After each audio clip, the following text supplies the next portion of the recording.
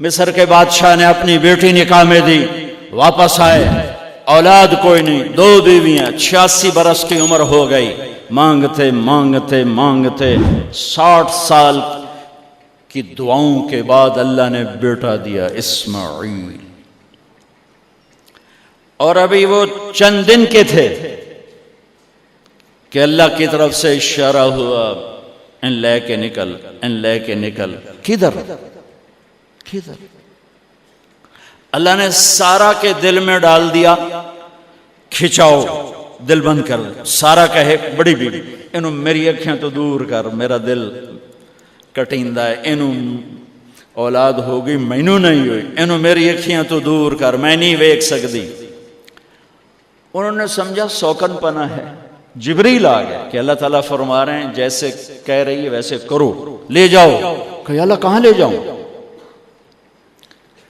کہاں جہاں ہم کہیں۔ کہ یار تو یا اللہ میں جاواں کیویں؟ کہا جبریل آئے گا زندگی میں پہلی دفعہ، کائنات کی زندگی میں پہلی دفعہ جبریل انسانی شکل میں اونٹ پہ آئے، آگے جبریل اور پیچھے ابراہیم علیہ السلام، بچہ اور بیگم بھی ہاجرہ 20-22 سال عمر۔ چلو سارا سے بیٹا ہوتا، وہ بھی 80 سال کی ہو گئی تھی، تو ایک عورت زندگی گزار چکی ہے تو اس کو جدا کرنا آسان تھا۔ ہاجرہ شہزادی 22 سال 20 سال عمر، چلتے یہ دن 3 ہفتے لگے، 4 لگے، مہینہ لگا، 2 ہفتے لگے، پتہ نہیں، اللہ ہی جانتا ہے۔ لیکن جب مکہ کی وادی میں پہنچے، جب نہ انسان، نہ درخت، نہ پانی، نہ سایہ، نہ غذا، اور ایک نشیب وادی جس کے چاروں طرف پہاڑ، صفا، مروہ، جبل ابی قبیس اور جبل ہندی یا جبل عمر، آج کل اس کا نام ہے، پتہ نہیں اس وقت کیا نام تھا، اب تو سارے صاف ہو گئے۔ یہ 4 پہاڑوں میں ایک نشیب آیا، تو جبریل نے کہا یہاں اپنے بچے اور بیوی کو اتار دیں اور واپس چلے جائیں۔ جب آگ میں ڈالا تھا تو ایک لفظ نہیں بولے تھے، اور ایک طرف ہوا کا فرشتہ، ایک طرف پانی کا فرشتہ کہ ہم آپ کی مدد کریں، کہ اما الیک فلا، نہیں تمہاری ضرورت نہیں، اما الی اللہ فنعم، اللہ ویکھ رہا ہے، انہوں بچاونا ہویا تو بچا لے سی، یہ ساڑنا ہویا تو ساڑ دے سی، میں تہاڈی لوڑ بھی فرشتوں سے بھی بے نیاز ہو کے۔ اور آگ کی طرف جا رہے ہیں خاموشی کے ساتھ، بس ایک لفظ، حسبی اللہ ونعم الوکیل، حسبی اللہ ونعم الوکیل، تیرے سپرد ہر شے۔ اس خوفناک آگ کے سامنے ایسا صبر، ایک لفظ نہیں بولے۔ جب جبریل نے کہا ایتھے چھوڑ دے ہو، ایک دم یہاں کیسے چھوڑ دوں؟ اللہ اکبر، یہاں تو نہ کوئی انسان ہے، نہ اسباب زندگی ہیں، نہ پانی ہے، کچھ بھی نہیں ہے، کیسے چھوڑ دوں؟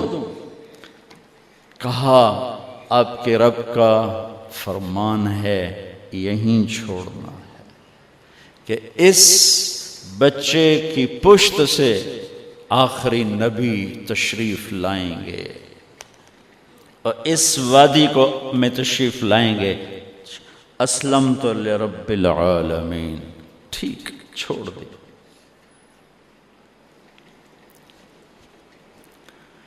ہاجرہ تو نبی نہیں ہے نا، ہاجرہ تو شہزادی ہے۔ تو جب واپس مڑے وہ حیران ہو گئی، یہ کیا کر رہا، یہ کیا کر رہا؟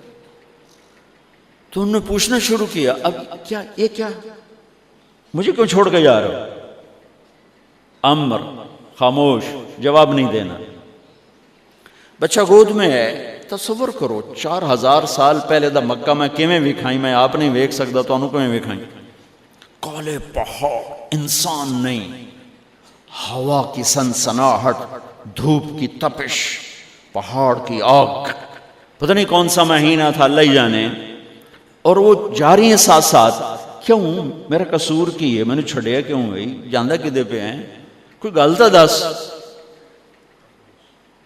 چلتے چلتے کدئی پہنچے. کدئی کوئی 3 میل 3 میل. تو ہاجرہ کو خیال آیا یہ اللہ کے نبی ہیں، کوئی اتو نہ گل لائی ہوئے. تو 3 میل کے بعد اللہ امرک، کیا یہ اللہ نے کہا ہے کہ میں نے اتنے چھاڑ دے تو میرے پتر نوں؟ اللہ کیا ہے؟ تو ابراہیم علیہ السلام نے سر ہلایا کہ اذن لن یضیعنا اللہ. ایک اور ہاجرہ نے جنم لیا. پہلے ایک ماں بن کے سوچ رہی تھی، بیوی بن کے سوچ رہی تھی، اب وہ ایک مومنہ بن کے سوچ ابھری، ایمان والی بن کے سوچ ابھری. اچھا جاؤ، جس رب نے کہا ہے وہ رب مجھے ضائع بھی نہیں کرے گا. جاؤ. میں جب تصور کرتا ہوں میری آنکھوں کے بند ٹوٹ جاتے ہیں کہ اس نے خامند کو جاتے ہوئے کیسے دیکھا ہوگا. پچھا پیکے تک کوئی نہیں جتھے اس جاتے بہ جاؤں، کوئی 4 بندے بھی کوئی نہیں، چلو پردیسی صحیح، عزت دا زمانہ آئی، ہر ایک دی بیٹی نو بیٹی سمجھا جاندہ آئی، پیچھے کوئی نہیں ہے. وہ اپنے خامند کو دیکھے جا رہی ہے اور وہ پیچھے مڑ کے دیکھنے کی ہمت نہیں فرما رہے ہیں.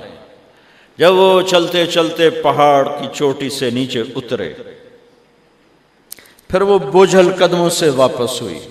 میں الفاظ کہاں سے لاؤں کہ اس چال میں درد دل میں ہوتا ہے. مجھے لگتا ہے ان کے رومے میں درد تھا. جن پتھروں پہ قدم رکھ رہی تھیں وہ بھی رو رہے ہوں گے اس وقت. جو ہوا ٹکرا رہی ہوگی وہ بھی دھاڑے مارتی ہوئی گزرتی ہوگی. چمکتے سورج آگ برساتا ہے، وہ آنسو برسا رہا ہوگا اس وقت. اور ابراہیم جیسی ہستی، عزم کے پہاڑ، صبر کے پہاڑ، جب پہاڑ سے نیچے ہوئے تو ایک دم اونٹ سے چھلانگ لگا تھا. بیوی نے نہیں دکھایا. جب نیچے ہو گئے، بیگم غائب ہو گئی، پہاڑ سے نیچے اترے، پھر یوں منہ کر کے ہاتھ اٹھائے، ربنا انی اسکنت من ذریتی بواد غیر ذی زرع عند بیتک المحرم. میرے رب تو میں نے امر کیتا ایتھے چھڑ، اے جنگل، نہ بندہ نہ پرند، میں چھڑ کے اے جاندہ پیا. اسلمت لرب العالمین. ابراہیم علیہ السلام کی زندگی پیغام ہے. ہمیں بیوی بچے چھوڑنے کو نہیں کہہ رہا، ہمیں کہہ رہا ہے جھوٹ چھوڑو، فحاشی چھوڑو، بدماشی چھوڑو، بددیانتی چھوڑو، خیانت چھوڑو، شراب چھوڑو، بدکاری چھوڑو، جوا چھوڑو، ظلم چھوڑو. ہم سے یہ مطالبہ، چھوٹا جا مطالبہ ہے. ابراہیم کے آگے تو 2 بیویاں اور بیٹھی تھیں، ایک سارا، ایک مدین کی ماں، 2 بیویاں. فلسطین کی بستی آباد، سرسبز. ہاجرہ کے پاس کیا تھا؟ کالے پہاڑ، پانی بھی کوئی نہیں ہے. مجھے خیال آتا جب رات آئی ہوگی تو رات کا اندھیرا، پہاڑوں کا اندھیرا، کالے پتھروں کا اندھیرا، گہری وادی کا اندھیرا، ان سارے اندھیروں میں ایک عورت کا تصور کرو، معصوم بچے کو گود میں لے کے جب بیٹھی ہوگی تو تاروں نے ابھر کے دیکھا ہوگا کہ یہ کون مائی ہے. تاروں کو مسکراہٹ سے تشبیہ دی جاتی ہے. میں کہتا ہوں اس رات تارے بھی روئے ہوں گے، چاند بھی حیران ہوگا، ایک چکرے کون بی بی بیٹھی ہوئی ہے. اس مائی کی رات کیسے گزری، آنے والا گرم دن کیسے گزرا، پانی ختم ہوا، بچے کی ایڑیاں اور آہو بکا. اللہ زمزم پہلے کیوں نہ کٹیا؟ اللہ کو پتا تھا میں نے زمزم نکالنا ہے. پہلے کیوں نہیں کڑیا؟ انہوں روایا کیوں؟ مانو دوڑایا کیوں؟ صفا مروہ پھر پھر پھر پھر سینہ پاٹ گیا۔